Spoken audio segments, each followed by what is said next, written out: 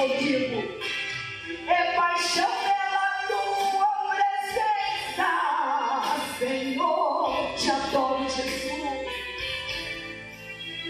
É o instinto da alma buscando o teu grande amor. Quando entro na igreja, ajoelho pra falar contigo, eu choro. É paixão pela tua presença, Senhor. É paixão pela tua presença, Senhor. É o instinto da alma buscando o seu grande amor. Quando entro na igreja, ajoelho pra falar contigo, eu choro. É paixão pela tua presença, Senhor. É paixão pela tua presença, Senhor. Oh, Jesus. Oh, Senhor, te adoramos. Pai, em nome de Jesus, aqui estão as ofertas, ó Deus, arrecadadas nesta noite, Deus. Abençoa, Senhor, aqueles que ofertaram, ó Deus. Abençoa também aqueles que não puderam ofertar, meu Senhor. Abençoa aqueles que puderam dar um pouquinho, uma moeda. Jesus contemplou a oferta daquela mulher que deu o que ela tinha. Ele contemplou muito mais do que aquele que fez o que não podia. E muitos, Senhor, fazem por amor, Pai, por obediência e por fidelidade a Ti, Senhor.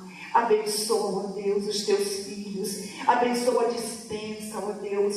Tudo que eles fizerem, Senhor, em tudo que eles colocarem em suas mãos, que possa prosperar, meu Senhor. E eles possam ver que verdadeiramente há um Deus em Israel que eles servem e que nós servimos. Em nome de Jesus, ó Deus, nós te agradecemos por tudo. Amém. E graças a Deus.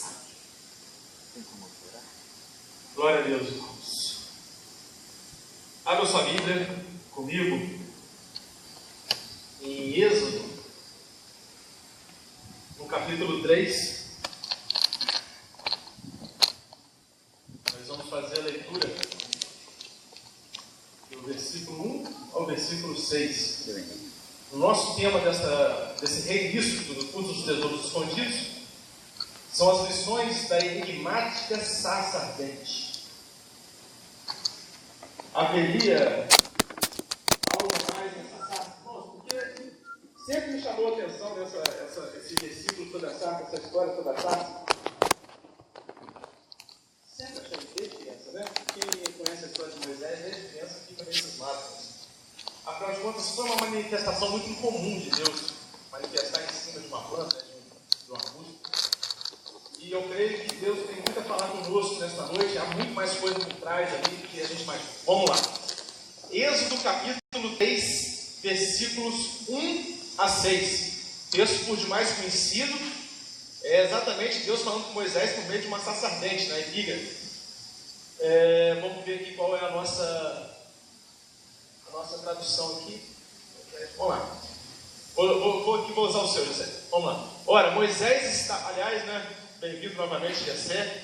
Aqui o nosso DJ mais rápido do oeste da Bermuda. Ora, Moisés estava apacentando o rebanho de Jetro, seu sogro, sacerdote de Midian, e levou o rebanho para trás do deserto. Pode até parar aqui, já passa a primeira consideração sobre essa expressão, irmãos. Para trás do deserto. O que costuma ter atrás do deserto? Primeira expressão, depois eu vou falar sobre isso. Deixa eu esquecer não. Para trás do deserto. E chegou a Horebe, o monte de Deus. E apareceu-lhe o anjo do Senhor em uma chama de fogo do meio de uma sarça. Moisés olhou, e eis que a sarça ardia no fogo, e a sarça não se consumia. Pelo que disse: agora me virarei para lá, e verei esta maravilha, porque a sarça não se queima. E vendo o Senhor que ele se virava para ver, chamou-o do meio da sarça, e disse: Moisés, Moisés. Respondeu ele: eis-me aqui. Prosseguiu Deus: não te chegues para cá, tire os sapatos dos pés, porque o lugar em que tu estás é terra santa. Disse mais: eu sou o Deus de teu pai, o Deus de Abraão, o Deus de Isaque, o Deus de Jacó. E Moisés escondeu o rosto, porque temeu olhar para Deus. Amém? Feche seus olhos mais uma vez. Espírito Santo de Deus, nos colocamos em tua presença nesse momento maravilhoso, do manjar celestial. Nos abençoa, Deus, fala conosco, em nome de Jesus. Amém. Irmãos, as lições da enigmática sarça ardente. Se você conhece a história de Moisés, e eu já falo de plano, que é uma história bem conhecida, você sabe que Moisés ele estava apacentando o rebanho das ovelhas, que era dele ou do sogro dele? Do sogro. Ele passou a morar com o seu sogro, era muito comum isso naquele tempo, a esse tempo que nós chamamos na Bíblia de era patriarcal, onde havia os clãs, eles se reuniam. Havia um pai, esse pai gerava os filhos, que geravam os netos, geravam os bisnetos. A gente tem que lembrar da longevidade deles, embora não fosse mais aquela longevidade da época de Adão até Noé, ainda era uma longevidade bem considerável. As pessoas estavam vivendo ainda um tempo bem razoável aqui. Então era comum uma família. Lembrando, irmãos, que até o século passado, é só você comparar as famílias do século com o século passado. O século passado é 1800, não, 1900, né? Já virou para 2000. Do século passado, olha a família dos nossos avós, a quantidade de irmãos nas comunidades rurais que dominaram até o século passado, até o início do século passado, isso desde o início, era muito comum 9 irmãos, 10 irmãos nos filhos. Então, se formavam verdadeiros clãs. Então, era muito comum um patriarca, a sua família, chegar a passar de 50 pessoas. Hoje a gente faz reunião de família e quando dá 10 é muito, né? Porque os casais que tem agora no Brasil 2, no máximo 3 filhos, na Europa 1 filho, alguns casais nem filhos, a maioria já tem 0,8, né, que o filho sai pela metade, mas tem como ter casal que não tem filho, então a média de filho já está em menos em alguns países da Europa. Mas naquele tempo, como durou até agora há pouco, as famílias eram grandes e numerosas. Moisés começa quando ele chega em Midian, você se recorda comigo, ele estava foragido do Egito, porque ele havia matado um egípcio lá, para defender um escravo judeu que estava sendo maltratado pelo seu feitor egípcio, e ele acaba matando ele num exercício de autovingança, sua própria tutela ali, ele estava se tutelando, e ele acaba vingando ou fazendo justiça com as próprias mãos. Mata aquele egípcio, foge, porque Faraó determina a morte dele, a pena de morte, ele foge, e ele encontra a família de Jetro. Ele está, irmãos, o tempo passa, a gente sabe que Moisés, ele sai do Egito com 40 anos. Moisés era hebreu, a gente sabe a história de Moisés, que significa tirado. A história que ele foi colocado naquela cesta betumada, foi colocado no rio Nilo, e onde a filha de Faraó encontra, pega para criar aquela criança, ou adota, e ainda coloca como babá a própria mãe de Moisés, e ele é criado no palácio de Faraó, como uma espécie de neto de Faraó, filho da filha de Faraó, a palavra diz assim. Então ele cresce no palácio, ele cresce com toda a instrução, com toda a direção do Egito. Quando ele mata esse egípcio, ele não resolve pagar a pena dele, que era a pena de morte, a pena complicada, ele foge, e ele se encontra com essa família em Midian. Midian já ficava no deserto além do Egito. Ficava numa região afastada do Egito, no meio do deserto árido. E o sogro dele é chamado de sacerdote, porque, irmãos, a gente não sabe muito bem, a Bíblia não traz muitos detalhes sobre isso, sobre que tipo de sacerdócio Jetro fazia, o sogro dele. Mas ele era um grande líder daquela região tribal. E Moisés é incorporado à família de Jetro, conforme era a característica do regime patriarcal, e ele passa a trabalhar na família, cuidando dos rebanhos. E quanto tempo ele fica no deserto? Até esse dia? Oi? 40 anos. 40 anos, irmão. Aqui é o culto dos tesouros escondidos, onde quem está aqui já tem que começar. Vocês vão vir com uma faixa para cá, depois vocês se preocupem, que eu vou dando a faixa mediante as respostas. Faixa branca, amarela, vermelha, roxa, preta, né? Chegar igual o Luciano está ali, já está com uma faixa preta, ponta vermelha, que é do 7º dan já da Bíblia. Então, a gente vai qualificando aqui. Ele ficou 40 anos no Egito, e ele já estava 40 anos em Midian, nessa terra desértica, tomando conta das coisas do sogro, ajudando o sogro. Até que um dia, ele pastoreando, e aí eu pedi até para, eu não sei qual foi o versículo, foi o 3, gente, atrás do deserto ali. Antes, 2.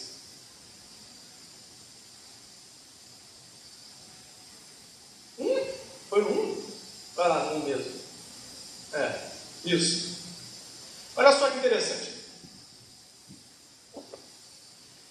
Nós já estudamos aqui um tempo sobre o tabernáculo, e nós falamos que o Monte Sinai, ou o Monte Horebe, porque na verdade é o mesmo nome, foi o primeiro lugar pós-Éden da manifestação da glória de Deus. Quem se lembra dessa ministração aqui? Levanta a mão. Glória a Deus, né? Tem alguns que estavam aqui. Foi o primeiro lugar da manifestação da glória de Deus. E aqui começa. A gente pensa que a manifestação do Horebe começa quando Moisés sobe do monte para receber as tábuas da lei. Mas na verdade, a manifestação no Horebe, no Sinai, começa na sarça, onde há o primeiro momento de manifestação da glória de Deus ali, depois do Éden, quando Deus começa a colocar a habitação dele no monte. Olha só, Moisés estava apacentando o rebanho de Jetro, seu sogro, sacerdote de Midian, e levou o rebanho para trás do deserto. Irmãos, eu quero destacar essa expressão, porque não existe nada no deserto, e atrás do deserto existe menos ainda.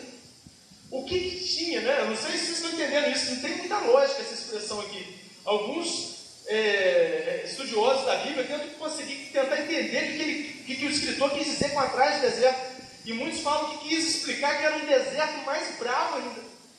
E realmente quem conhece a região do Monte Horebe, e hoje é fácil por causa da internet, né? Você joga ali, não precisa ir lá, é deserto puro.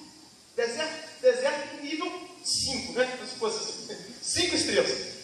E levou o rebanho atrás do deserto, ou seja, não tinha nada, e chegou a Horebe. A Horebe é um monte onde ainda não havia nenhuma manifestação. Vai começar ali. A primeira manifestação de Deus em forma de glória na terra depois do Éden. Vai começar agora. Só para você se situar, irmão. Já tinha passado alguns milênios já desde o Éden. E ali vai aparecer a primeira manifestação visível da glória de Deus na terra. Quando ele manifesta ali, irmãos, Moisés, ele leva um susto. Porque o pastor Novo já muitas vezes pregou sobre esse tema aqui, eu creio que seja conhecimento de todos, não foi pela pregação do pastor Novo, foi por outras pregações. O que é uma sarça? A sarça é um arbusto ou um espinheiro, uma árvore pequena, que no deserto, ela é própria do deserto, então ela não é, irmãos, não é a sarça, não imagina um arbusto florido, bonitinho, não imagina um bonsai japonês. A sarça é um espinheiro, um arbusto seco. Um espinheiro que nasce e aguenta o deserto. E o que aconteceu ali? Aquela sarça estava pegando fogo. Nós sabemos, o pastor Novo muitas vezes disse aqui, isso é dado da geografia, que é comum pegar fogo espontâneo em regiões climáticas muito secas. Nós, há um tempo atrás, muito tempo atrás, eu e minha mãe estavam aqui, a gente passou não sei nem se lembra, a gente passou no Paraná, num parque nacional que tem no meio do Paraná, e lá tinha aviso para tudo que é lado. Pelo amor de Deus, não jogue copo no chão, não jogue lata no chão, não jogue nada no chão, porque estava tendo um incêndio atrás do outro naquele parque por causa da seca. E se você jogasse um simples vidro no chão, aquilo fazia pegar fogo em toda a região por causa do calor, por causa da quantidade de material orgânico seco. Então não é estranho pegar fogo em arbustos, ter uma combustão espontânea em qualquer arbusto, qualquer sarça no deserto, onde o clima muitas vezes ultrapassa 50 graus, com sensação térmica até de 60 graus. Não é incomum que isso aconteça em locais extremamente áridos. Qual era o diferencial daquela sarça, irmãos? O que acontecia com ela? Não se consumia. Ela estava queimando. O que não acontecia com ela? Consumia. Ela não se consumia. Irmãos, uma coisa é o fogo pegar, você vai, quem já fez um bom churrasco aí sabe disso, vai acabando o carvão, né? O fogo vai consumindo porque ele usa o elemento orgânico de combustão como elemento que vai ser transformado em calor e vai destruindo. Aquela sarça, ela pegava um fogo e ela se mantinha intacta. Ora, Moisés, já tendo visto aquela cena de uma sarça pegando fogo 1 milhão de vezes naqueles 40 anos de deserto, quando ele bate o olho naquela sarça, ele sabe que aquela sarça é diferente. Aquilo foi um atrativo, aquilo foi um chamariz, aquilo chamou a atenção de Moisés imediatamente. Agora presta atenção no texto, irmãos, porque ele olha para a sarça, e olha que interessante como é que a palavra ressalta esse momento. Olha só, versículo 2. E apareceu um anjo do Senhor em uma chama de fogo no meio de uma sarça. Deixa eu falar com você. A Bíblia fala que apareceu um anjo do Senhor, não um anjo, mas o anjo do Senhor, no meio da sarça. Quando essa manifestação acontece no Velho Testamento, é o próprio Deus manifestando ali. Alguns afirmam que é a figura de Cristo. E Deus falando ali no meio da sarça, você não pense que tinha um anjo desenhado na sarça ali, não. Isso já é a visão bíblica. É o escritor já falando quem estava manifestando na sarça. Mas eu quero que você pegue agora o ponto de vista de Moisés. Apareceu um anjo do Senhor no meio da sarça. Agora vamos ver o que Moisés viu para chegar a essa conclusão aqui. Moisés olhou e eis que a sarça ardia no fogo e a sarça não se consumia. Moisés viu a primeira vez, irmãos, ele olhou para a sarça e falou: opa, que sarça diferente é essa? Porque o fogo não está queimando ela, não está consumindo. Vira. Pelo que Moisés disse: agora me virarei para olhar para lá e verei esta maravilha. Irmãos, versículo, pode ir para o 4, José. E vendo o Senhor que ele se virava para ver. Deixa eu te falar uma coisa. Aqui tem um detalhe muito interessante. Ele já não tinha visto. Ele já não tinha visto que a sarça não estava consumindo. Então por que ele estava se virando para olhar? Aqui começam nossas enigmáticas lições e mistérios da sarça velha. Porque na verdade, irmãos, ele olhou a primeira vez para a sarça. E ele foi capturado a atenção dele. A Bíblia fez uma distinção ali entre o olhar para um atrativo, para um segundo momento que seria um foco para observar um fenômeno. Não sei se você está entendendo. Você está vendo na rua e vê uma coisa curiosa acontecendo ali. De repente você vê lá uma placa, alguma coisa, ué, o que é aquilo ali? Aí depois você para, se for uma placa que te chamou a atenção, você vai parar para lê-la. Eu não é? Agora se for letra, tá. A Bíblia está destacando um momento onde a sarça chamou a atenção.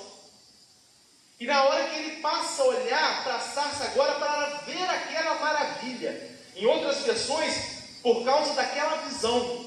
Porque ele começou a perceber que havia algo sobrenatural. Aí ele coloca o foco. Na hora que ele coloca o foco, irmãos, na sarça, e ele se virava para ver. Na hora que ele coloca o foco para tentar entender o que está acontecendo, chamou do meio da sarça e lhe disse: Moisés, Moisés. Na hora que ele coloca o foco, Deus fala com ele. Amém? Calma, as lições ainda não começaram. Deus fala com ele na hora que ele fixa o olhar dentro da sarça para ver o que estava acontecendo. Em seguida, pode virar o versículo assim. Em seguida, prosseguiu Deus: não te chegues para cá, tira os sapatos dos teus pés, porque o lugar onde tu estás é terra santa.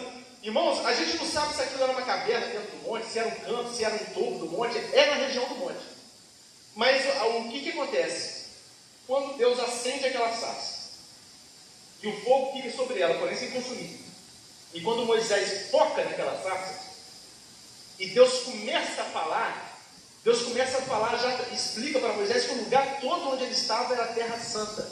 E exige que Moisés retire o quê? As sandálias. Irmãos, sobre essa sandália, muito já foi dito, eu creio que você saiba do significado disso. Moisés, ele era judeu, hebreu, criado na terra do Egito, mas foi criado dentro do palácio, como participante da nobreza egípcia. E uma característica daquelas pessoas que tinham autoridade e posse era o uso de sandálias, diferente do certo. Não é de se estranhar, embora alguns 2000 anos depois, praticamente, quando Jesus conta aquela história do filho pródigo, o que o pai, que simboliza Deus, logo fala com o filho? Para calçar as sandálias novamente no filho dele. Porque ele estava descalço, porque ele tinha assumido condição de servo em terra estrangeira por ter desperdiçado sua fortuna. E por causa das dívidas, na época, o pagamento, aliás, durou também até recentemente, o pagamento das dívidas se dava com a própria liberdade pessoal. Em vez de penhorar os bens, não penhorar da pessoa, ela era certa de quem devia. Imagina bem, se o homem, seu nome não vai me acontecer, não, beleza, então vem cá para trabalhar para mim de graça, agora você é meu escravo. É assim que é. E as pessoas levavam as outras de isso durou até a idade moderna. Agora é interessante. Filho pródigo, ele estava descalço. Moisés estava calçado. Filho pródigo, quando restituiu-se a condição de filho, ele foi calçado. Sinônimo de autoridade de quem tem posse. Irmãos, Moisés estava com aquela sandália, irmãos, eu não acredito que aquela sandália ele tenha feito só porque o chão era quente. Porque, irmãos, se você for pegar o pé de um beduíno, pensa no homem que passa na fogueira de São João sem nenhum tipo de macumba, encantamento, feitiço. Passa na fogueira de São João e ainda dorme lá, porque a sola do pé de um beduíno é algo facilmente, você não consegue atravessar facilmente com um facão, não. E então não é exatamente porque era o deserto. Ele estava calçado com aquela sandália, porque aquilo simbolizava para ele a única coisa que ele ainda tinha do Egito na vida dele. Ele ainda guardava quem ele era com aquela sandália.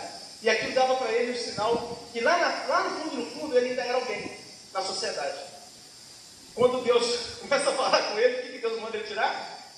A sandália, porque ele estava diante da autoridade, das autoridades, amém? O Rei dos Reis, Deus Todo-Poderoso, Senhor Soberano. E ele manda tirar a sandália, porque a terra onde tu estás é santa, ou seja, agora você está diante do Santo de Israel. Então ele tira imediatamente a sandália, a única coisa que dele sobrava. E ele se prostra ali, Deus começa a falar com ele, Deus se revela a ele. A gente vê isso no versículo 6, olha só. Eu sou o Deus de teu pai, o Deus de Abraão, o Deus de Isaac, o Deus de Jacó. Irmãos, a nação de Israel havia passado 400 anos desde a morte de Jacó. 400 anos. E estava feita escrava no Egito. E Deus ia começar agora a levantar Moisés com toda a sorte de proezas e prodígios para libertar o povo das mãos de Faraó. Nós sabemos dessa história, as 10 pragas, a travessia pelo Mar Vermelho. Esse não é o nosso objeto aqui, como depois Deus fez o povo andar no deserto, recebendo maná, a proteção de Deus. Mas o povo ficou 400 anos, desde a morte de Jacó, ficou 400 anos no Egito. E assim que morre o faraó com quem Jacó chegou a conviver, José era o seu governador, o povo entra numa escravidão.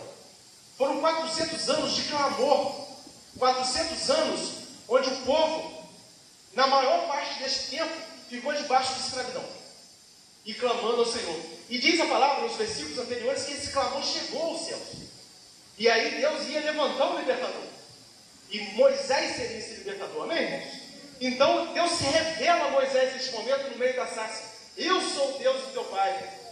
Eu sou o Deus que vocês ouvem falar durante esses 400 anos. O Deus de Abraão, o Deus de Isaac, o Deus de Jacó.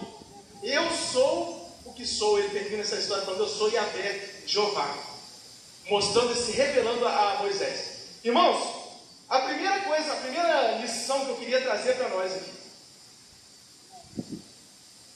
E já está lá no versículo, pode voltar para o versículo 2, Jessé? Olha só que interessante. Eis que a sarça ardia no fogo e a sarça não se consumia. A primeira coisa, e é uma lição, eu vou chamar de lição preliminar, é que muitas vezes Deus usa uma sarça ardente para nos levar para perto dele. Irmãos, Deus usa uma sarça, um chamariz, um atrativo para alcançar pessoas. A gente tem que ter essa compreensão espiritual. O que Deus usou ali para Moisés? Algo que estava no dia a dia dele, algo que era comum no deserto. Mas se um detalhe, o fogo estava sobre aquela sarça e aquela sarça não era consumida. Deus usou um elemento sobrenatural no meio do dia a dia de Moisés. Estão compreendendo, irmãos? Quando Deus muitas vezes usa esse mesmo recurso, pode ter usado com você, pode ter usado comigo, pode usar com seus parentes, para trazer para perto. Deus usa muitas vezes, irmãos. Quantas vezes você não percebe que aquela pessoa fala assim: eu vim para a igreja porque o louvor era muito bom. Eu vim para a igreja porque a minha namorada me chamou. E até a namorada pode ser uma sassarrente nesse ponto. Eu vim para a igreja porque estava precisando de uma resposta por causa de uma situação difícil. A gente já viu aquela expressão: se não vem pelo amor, vem pelo amor. Eu vim para a igreja porque eu precisava de uma cura. Deus usa situações do dia a dia como chamariz. Jesus muitas vezes fez isso aqui, que ele anunciava o reino de Deus, mas ele curava os enfermos e expulsava os demônios, multiplicava os pães e os peixes. Deus usava o chamariz do atrativo. A gente não pode confundir uma coisa com outra. A gente tem que saber o que na obra de Deus é o chamariz, é o atrativo, e aquilo que é a essência e a pessoa de Deus. Amém? Irmãos, sabe por quê? Muitos vieram para a igreja por causa do chamariz. Minha família toda eu vim por causa do meu marido, eu vim por causa da minha namorada, eu vim porque eu estava precisando de uma bênção. Viu o chamariz. Moisés viu a sarça, mas não pode parar nesse ponto, porque depois do atrativo e do chamariz tem que haver a revelação de Deus. Amém, irmão? Aquela pessoa que vem para a igreja muitas vezes por 1001 motivos, um grupo de comunhão, uma igreja, que seja, não importa o que seja, no meio daquilo ali, ela tem que conseguir colocar o foco na sarça, não apenas vislumbrar de longe, mas olhar para dentro dela, porque Deus vai se revelar. Amém, irmãos? Irmãos, eu vi isso Deus fazendo na minha vida, não somente um dia que eu me aproximei de Cristo, mas eu percebo Deus fazendo isso, Ele trabalhando no nosso dia a dia. As circunstâncias que parecem comuns, e Deus querendo falar alguma coisa, você percebe que tem um toque. Eu não sei se você está compreendendo isso, mas tem um toque do sobrenatural de Deus no meio do seu dia a dia comum. Irmãos, uma sarça pegar fogo não é nada mais comum, mas ela não se consumir é o toque do sobrenatural de Deus. Amém? Estão compreendendo? Às vezes Deus, no meio do nosso dia a dia, coloca situações, circunstâncias, pessoas, que você percebe claramente que é o toque do sobrenatural de Deus. Quando isso acontecer, irmãos, mire no Senhor, porque Ele quer falar com você. É ou não é o que aconteceu? Olha o versículo 3. Não foi o que aconteceu. Versículo 4, desculpa, e vendo o Senhor que se virava para ver, chamou do meio da sarça. Quando você dá atenção a esse pequeno chamariz, esse atrativo que Deus está colocando na sua vida, para falar com o Senhor, Deus vai te dar ensinamentos e lições. Amém? Amém? Todo mundo compreendeu isso? Mas eu quero aprofundar um pouco mais sobre essa sarça.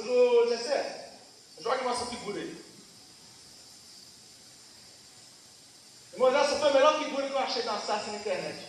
Porque tinha sarça com flor, tinha sarça com pedaço de maçã. Eu falei, meu Deus do céu, no deserto, não era no deserto, era atrás do deserto. Não sabe o que é isso? No pé do Monte Oreb, um lugar das regiões mais secas da terra. Você me arranjou uma sarça com flor. Irmãos, às vezes você vai e vê alguns filmes, uma sarça, que é um arbusto.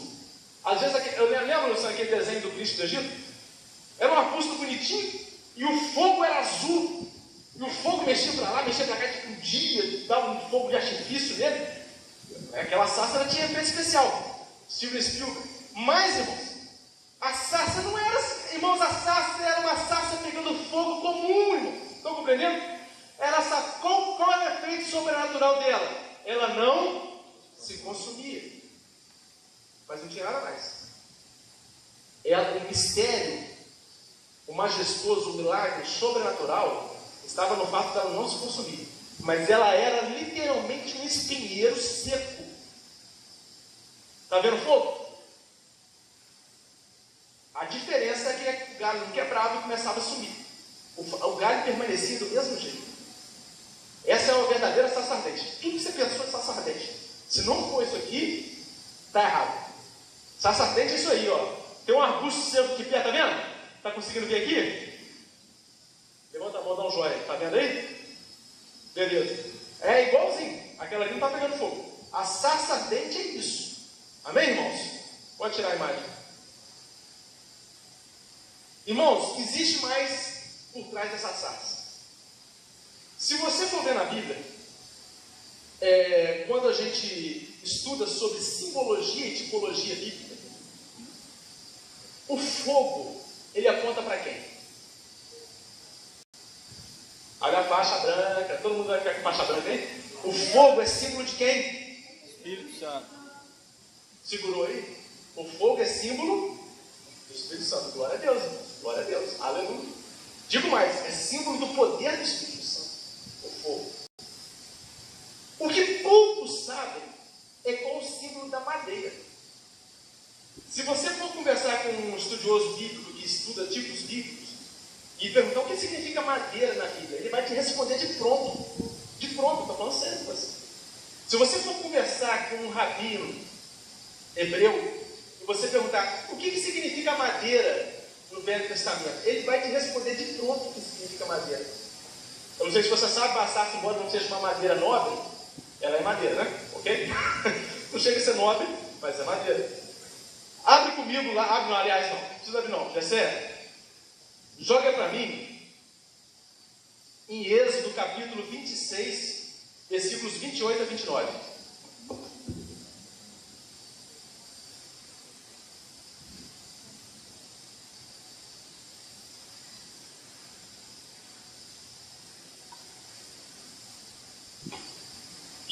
Versículo 28. A gente vai ler o 28 e 29. Presta atenção, irmãos, porque isso daqui é a constituição do tabernáculo. Aqui está falando dos elementos que iam fazer a própria arca. Mas isso está em todo o tabernáculo. Tabernáculo que é altamente simbólico. Há um tempo atrás nós ministramos aqui sobre o tabernáculo. Mas, irmãos, se a gente fosse fazer toda a administração do tabernáculo, que eu já compreendi, eu ia demorar talvez uns 5 cultos para passar. O que eu não compreendi ainda, talvez haja mais de 200, 100 cultos ainda. Porque o tabernáculo é altamente simbólico, uma carga espiritual tremenda. A madeira do tabernáculo, a forma de construção do tabernáculo é o seguinte: travessão central passará ao meio das tábuas, de uma extremidade à outra. Lá atrás fala que essa tábua é feita de madeira de cetim, em outras estações madeira de acá, uma madeira boa. E cobrirás de ouro as tábuas. De ouro traz as suas argolas como lugares para as travessões. Também os travessões cobrirás de ouro. Versículo 29. Irmãos, eu só peguei esse texto aqui para a gente não ter que explorar todo o Êxodo 26. Mas, basicamente, a estrutura do tabernáculo, tirando a parte das tendas, né, do tecido, a parte física do tabernáculo, ela era toda de madeira de cetim, coberta de ouro. Nós sabemos que o tabernáculo, ele aponta exatamente para a mediação entre Deus e os homens, onde a madeira simboliza a humanidade e o ouro simboliza Deus, o divino. Estão compreendendo?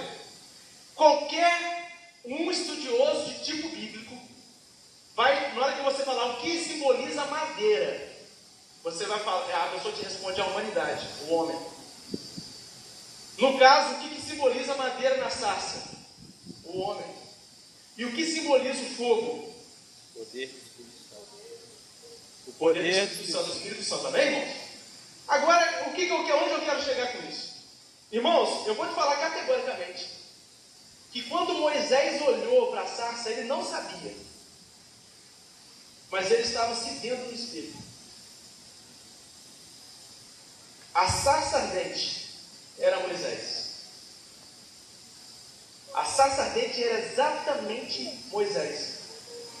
O que Deus manifestou ali era o que ele queria fazer de Moisés a partir daquele momento. Irmão, se você for compreender o que é uma sarça, volta na figura da sarça. Está vendo o fruto aqui? Tem fruto? Tem folha? Tem flor? Tem trepadeira? Enfeite, passarinho, canário? O que tem aqui? Somente a madeira e o fogo. Irmãos, a sarça não tinha nada que não fosse a madeira dela própria e o fogo que consumiu.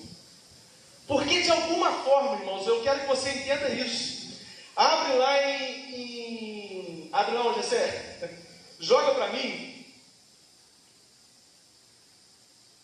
em Deuteronômio 4:24.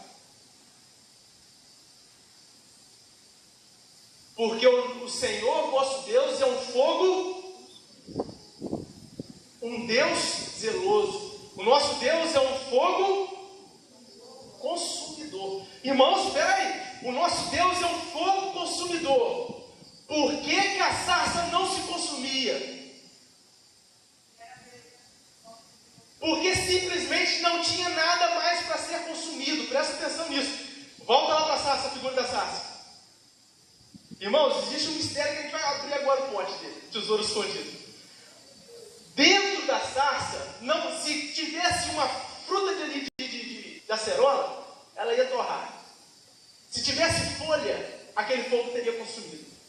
Se tivesse qualquer passarinho ali por cima, ia pegar fogo. Mas quando o fogo chegou no que tinha somente que existia na sarça, ele parou de consumir e deixou somente a madeira pegando fogo. Você vai compreender isso mais profundamente. Eu quero te falar que aquela sarça era Moisés. É a primeira lição. Irmãos, o que aconteceu com Moisés? Moisés era um homem poderoso na terra dos egípcios. Era ou não era? Tinha sido crescido, eu falei sobre isso. Ele cresceu dentro da casa de Faraó. Ele era um homem de autoridade. E ele era hebreu e ele tinha uma convicção dentro dele que ele tinha que fazer justiça ao povo dele. Ele foi, irmãos, ao contrário de algumas ficções científicas aí, Moisés ele não cresceu não sabendo quem que ele era, não, porque ele foi criado pela mãe dele. Desde o início ele sabia que ele era hebreu e a mãe dele o criou. Ele sabia de toda a opressão que o povo dele estava passando na casa do Egito. E no meio daquilo tudo, aquilo estava no coração dele, mas ele tenta fazer justiça pelas próprias mãos. Quando ele mata aquele outro egípcio e foge, e Faraó decreta a pena de morte para ele, e ele foge. Moisés ele vai para um período, irmãos, onde o fogo de Deus, presta atenção nisso, onde o fogo de Deus começou a consumir a sarça, que ali não era nem um pouco seca. Ela era florida, ela tinha ramos, ela estava perfumada, ela estava toda viçosa. E você quer a prova disso? Quando Moisés chega em Midian, abre rapidamente a GC para a gente. Em Êxodo capítulo 2, versículo 9. Quando Moisés chega a Midian. Não, nem não. Desculpa, parou aqui. Deixa eu achar aqui o versículo. Êxodo 2, capítulo 2, isso mesmo?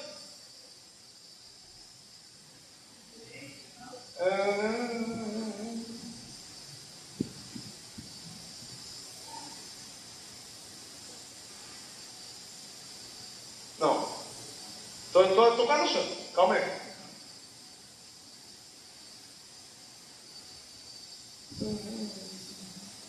Aqui, versículo 19, desculpa. Não 9, 19. Olha só que interessante. Responderam-lhe elas: um egípcio nos livrou das mãos dos pastores, ainda tirou água para nós e deu de beber ao rebanho. Irmãos, isso daqui a gente sabe como que Moisés ele veio parar dentro da família de Jetro. Assim que ele foge do Egito e vai para a terra de Midian, ele chega no deserto e vê alguns pastores dificultando a vida das filhas de Jetro. As filhas de Jetro estavam tomando água, os pastores foram lá, não estavam deixando ela pegar água, querendo pegar as coisas dela.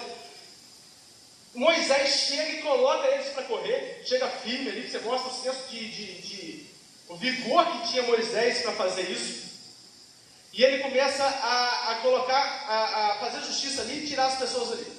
Quando eles chegam para contar a história em casa, as filhas de Moisés, de Jetro, chegam para Jetro e falam o seguinte: quando a gente estava lá, um egípcio, eu queria destacar esse ponto ali, irmãos. Um egípcio. Moisés era o que, irmãos? Moisés era egípcio? Era? Não. Ele era hebreu. Por que as filhas do sacerdote Jetro disseram que ele era egípcio? Por quê? Só sandália não. Barba, roupa, maquiagem, sandália, estilo das roupas, as vestes, e eu vou te dizer mais, o olhar.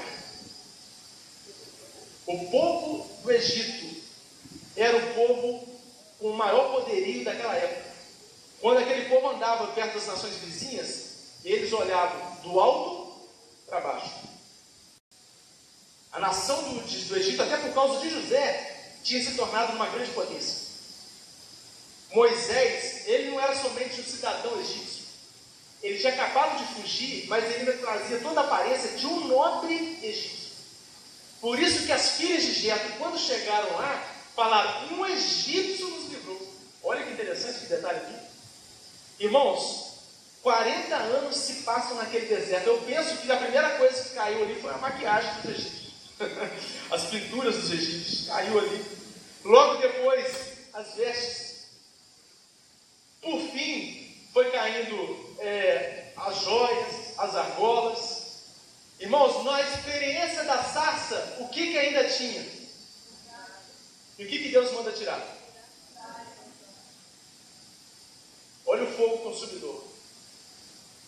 40 anos, abaixando o olhar dele, do alto, olhando para o alto das pessoas assim, para olhar assim. Você já percebeu que quando Deus começa a falar para Moisés para ir libertar o povo, Moisés começa a falar que ele era gago, Moisés começa a falar que ele não tinha o que fazer, Moisés começa a falar que ele não poderia fazer isso porque ninguém acreditaria. Lembra disso? Irmãos, foram 40 anos quebrantando o coração de um homem, queimando tudo que tinha nele, tudo, para deixar somente um homem humilde, deixar somente a madeira da humanidade dele só.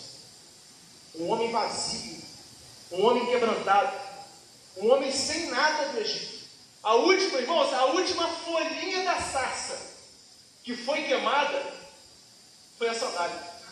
Ele ainda carregava a sandália do Egito, mas na hora que ele entra diante da sarça, Deus manda ele tirar a sandália, um sinal de reverência diante da autoridade dele, e ele arranca aquilo, o finalzinho que tinha.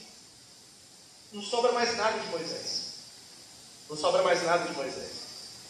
Irmãos, naquele momento, Moisés, o que a madeira simboliza? Simboliza a humanidade. Naquele momento, Deus está fazendo de Moisés, a partir daquele momento, uma sarça ardente. Ele ia ser um graveto pegando fogo. Mas o fogo que não é um fogo comum. O fogo do Espírito Santo de Deus, amém? E olha as proezas e milagres que Moisés começa a executar.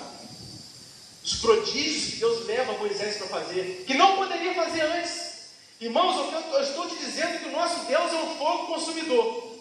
E Ele foi torrando tudo na vida de Moisés durante aqueles 40 anos, até que não sobrou mais nada que não fosse a simples humanidade de Moisés, o homem em coração quebrantado, refletindo mais uma vez a humildade da imagem e semelhança de Deus, para que o fogo pudesse ficar nele, sem consumi-lo.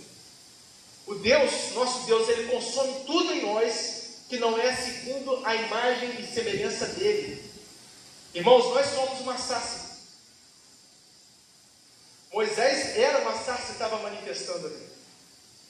Quando Deus manifesta na sarça, Ele estava mostrando: Moisés, você é essa sarça. E eu vou usar você agora que tirou até a última sandália.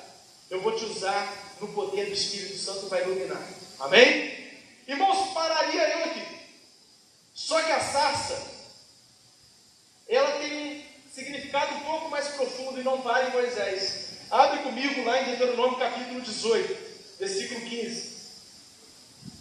Jessé, aliás, 18, 15. O Senhor teu Deus, olha isso aí que é a profecia de Moisés acerca de Cristo. Olha só que interessante.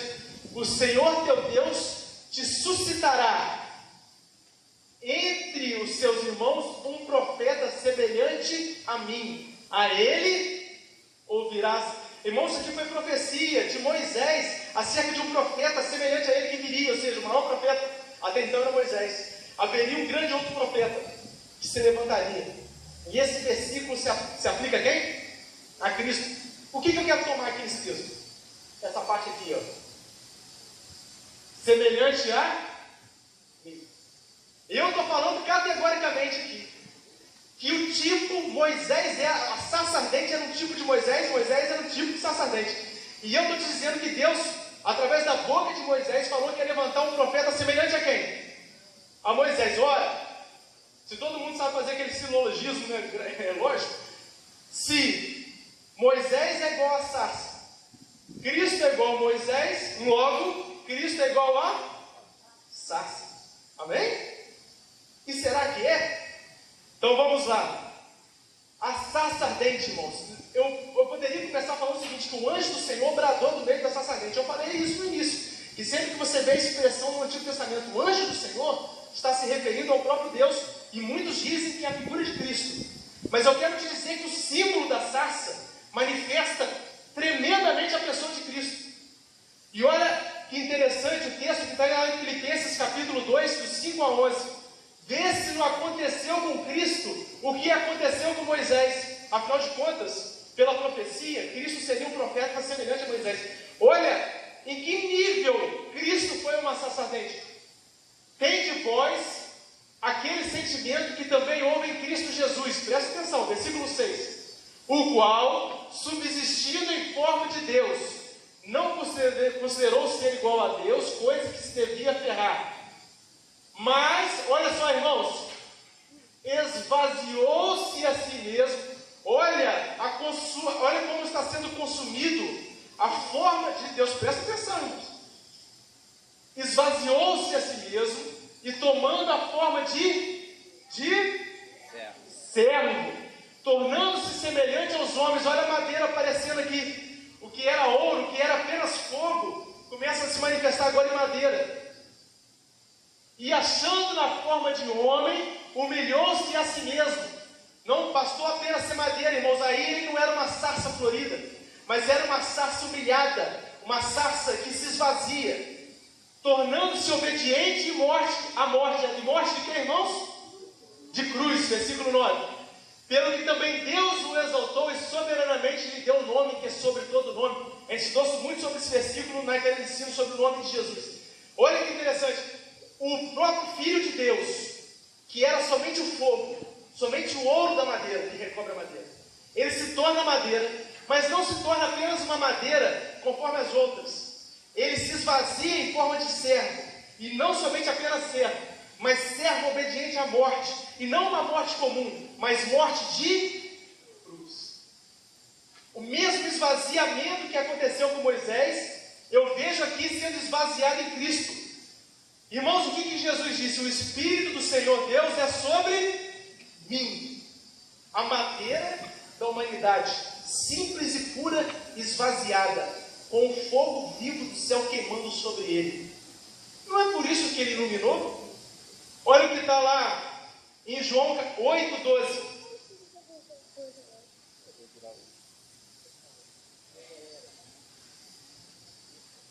João 8,12, e Jesus tornou a falar-lhes, dizendo: eu sou a luz do mundo. Quem me segue de modo algum andará em trevas, mas terá a luz da vida. Irmãos, o fogo que brilha em Cristo iluminou o mundo. Amém? Mas o fogo tinha que estar sobre uma sarça, um espinheiro seco, um espinheiro sem folha, um espinheiro cujo fogo já havia consumido tudo que não procedia de Deus. Estão compreendendo, irmãos? Eu preciso que você levante a mão aqui, porque a gente está abrindo e dissecando essa sarça. A sarça simboliza o homem que se esvaziou. A sarça simboliza o homem que viu Deus consumir nele tudo que não provinha dele. A sarça simboliza o homem que se assemelha novamente à imagem e semelhança de Deus. E o que não era Cristo, senão a imagem e semelhança de Deus? a humanidade na sua concepção criada originalmente. Irmãos, não adianta. A sarça era Moisés, mas antes de ser Moisés, a sarça era Cristo. O anjo do Senhor bradou do meio dela. Moisés falou: você é essa sarça, porque na verdade eu vou te tornar como eu, e eu sou essa sarça em Cristo Jesus. Estão compreendendo? A sarça era Cristo falando com Moisés. Só que não para aí. E onde chega? Nós devemos ser a sarça ardente. A sarça ardente é o nosso modelo. Lucas 14, 33.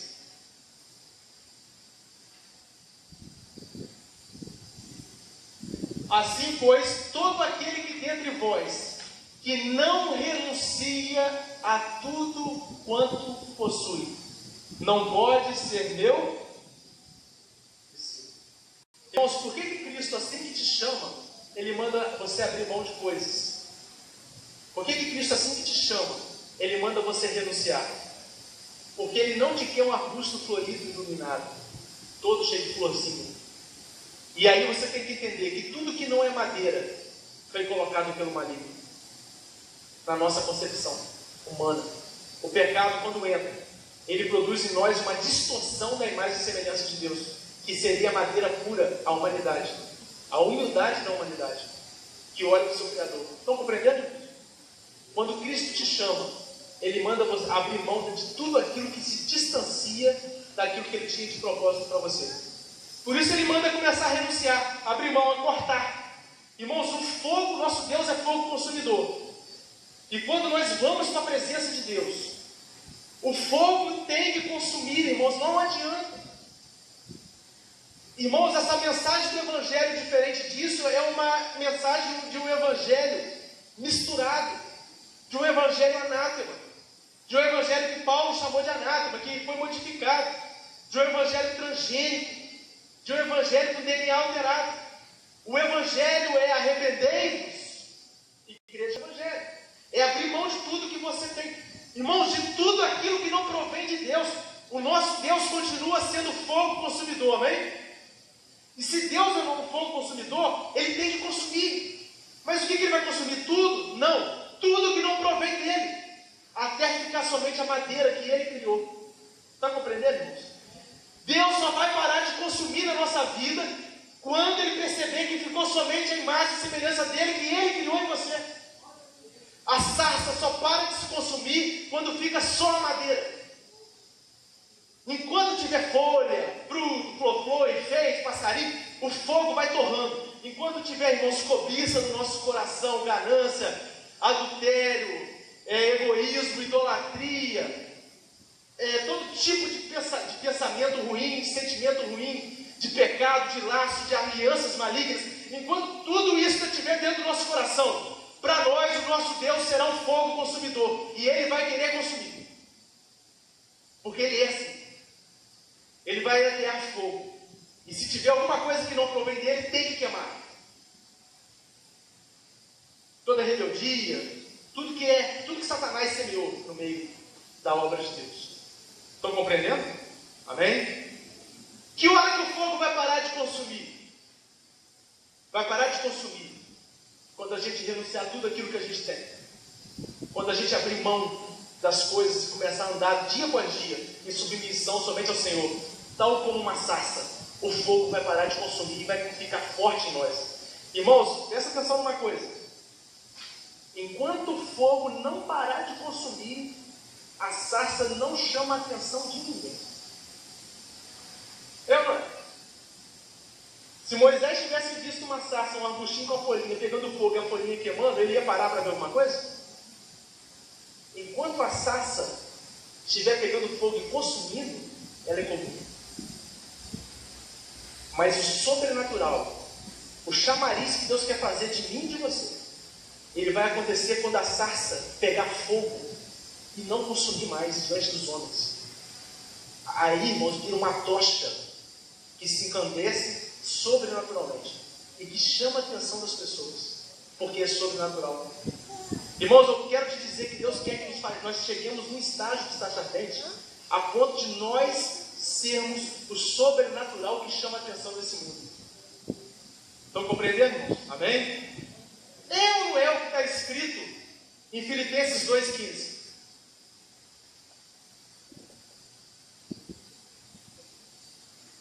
Para que vos torneis irrepreensíveis. Olha aqui, ó, a sarça que só tem a madeira, o resto tudo consumido.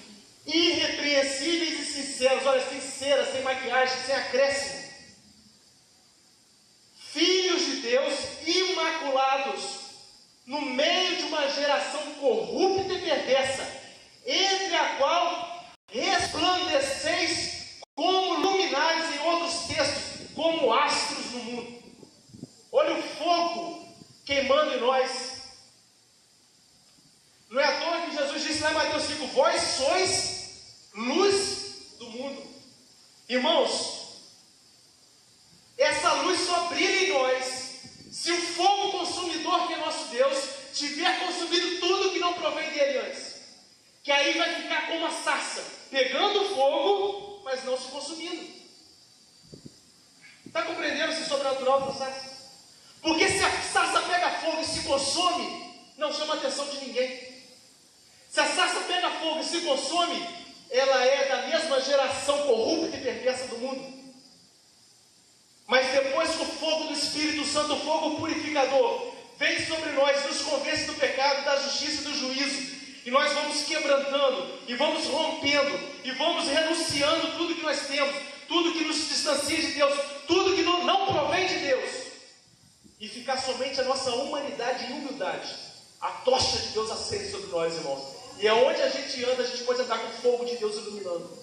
É isso aí, irmãos, olha aí. Não basta, irmãos, eu sou a luz do mundo, cheio de folha, cheio de acréscimo. Só a madeira tem que ficar. Estão compreendendo, irmãos? Até a sandália tem que sair. Tudo do Egito. O Egito simboliza exatamente o mundo. Tudo que o mundo colocou em Moisés tinha que ser retirado. A última coisa foi a sandália e foi retirado. Tem que tirar tudo que o mundo tenta colocar em nós. Tudo. Aí você vai andar iluminando como uma tocha, uma sarça no meio do mundo. Irmãos, olha que está lá em Salmo 104:4. Estamos terminando. Salmo 104:4. Falando que Deus faz dos seus ventos teus mensageiros, e faz do fogo abrasador os teus ministros. Irmãos, profeticamente, em outras traduções estão lá, faz os teus ministros labaredas de fogo. O jeito que é ser fogo puro, né? E fogo puro, irmãos, não é ter o reteté. Fogo puro é quando você anda em fogo. O poder do Espírito Santo está sobre você, mas não para te causar dano, mas para iluminar. Porque você já foi consumido. Isso faz brilhar diante dos homens, amém? Irmãos, abre lá, você joga lá para a gente, lá em Atos capítulo 2. Olha o versículo, do versículo 1 ao versículo 4. Se isso não é uma sarça, irmãos, pegando fogo, eu não sei o que é. Ao cumprir-se o dia de Pentecostes, estavam todos reunidos no mesmo lugar. Versículo 2. De repente veio do céu um ruído, como que de um vento veemente e impetuoso, e encheu toda a casa que estavam sentados. Versículo 3. E apareceu-lhes umas línguas como que de fogo, que se distribuíram, e sobre cada um deles, sobre cada um deles pousou uma. Versículo 4. E todos ficaram cheios do Espírito Santo, e começaram a falar em outras línguas, conforme o Espírito Santo lhes concedia que falasse. Irmãos, está claro isso. O Espírito Santo se manifestando como fogo, pousando sobre cada um deles. Línguas, irmãos, é a palavra para significar labareda, que está lá em Salmo 104:4. Labareda de fogo apareceu no lugar onde eles estavam, e as labaredas foram descendo sobre a vida de cada um. E na hora que as labaredas tocavam a vida de cada um, essas pessoas foram queimadas, irmãos. Ué, por que não se queimaram?